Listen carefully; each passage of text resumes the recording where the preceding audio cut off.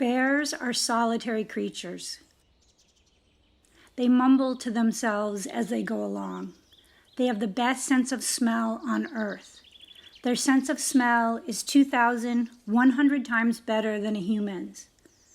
Imagine what raw honey or a ripe raspberry might smell like to a bear. Does the smell thunder over a bear like a storm or sting like a bee?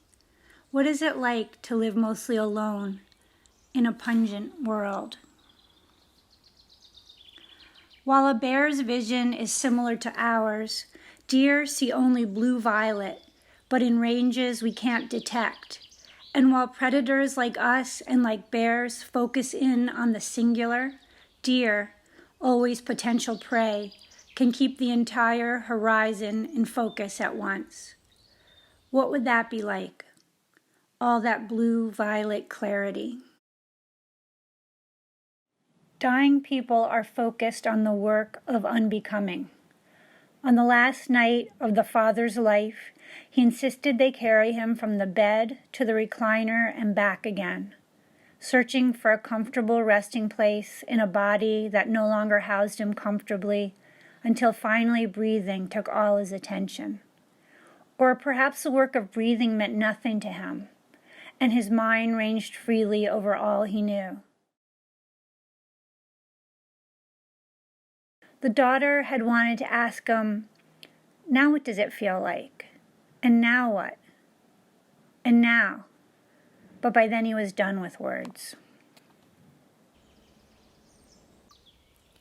Something she never told people in California was that the father had been a hunter, had once shot a bear and eaten it and used its fat to grease his boots and made it into a headless rug that she had liked to play on as a child. She would brush her palm over the stiff top fur, then reach into the softer fur underneath. The father had killed the bear in the back of the log cabin one morning. He just looked out the window, ran out, and shot it. He was naked. Both of them were, the bear and the man. It didn't seem to bother the father, the killing. But a few months later, he dreamt he was being attacked by a bear. He said it was like Jacob wrestling the angel.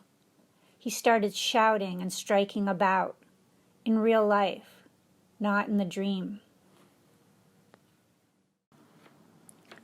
My favorite Ursula Le Guin story is called Solitude.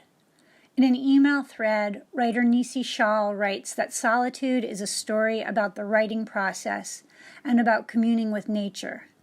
Writer Molly Gloss writes that it was about the impossibility of communication between parents and children.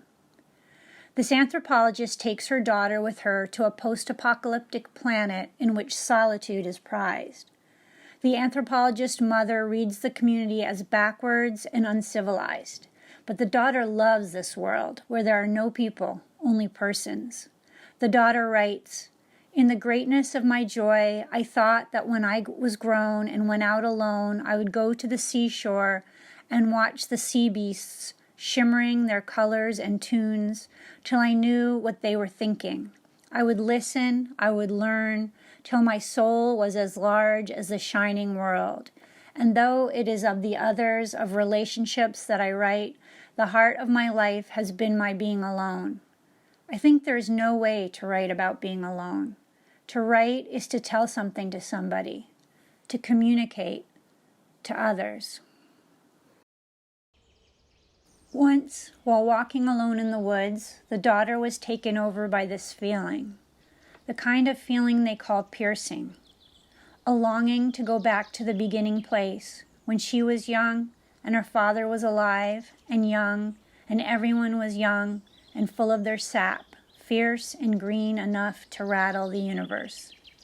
The feeling was so piercing that it seemed as if it could make a little rip, just big enough for her to squeeze through, and she would be there, blinking in the dust of the dirt road in her embroidered overalls, between the barn and the 3-story farmhouse, the geese carrying on from their pen, the swallows pouring from under the eaves of the barn, the comforting smell of dusty hay, and the honeyed scent of the sweet alyssum that blossomed out of the dried cow manure.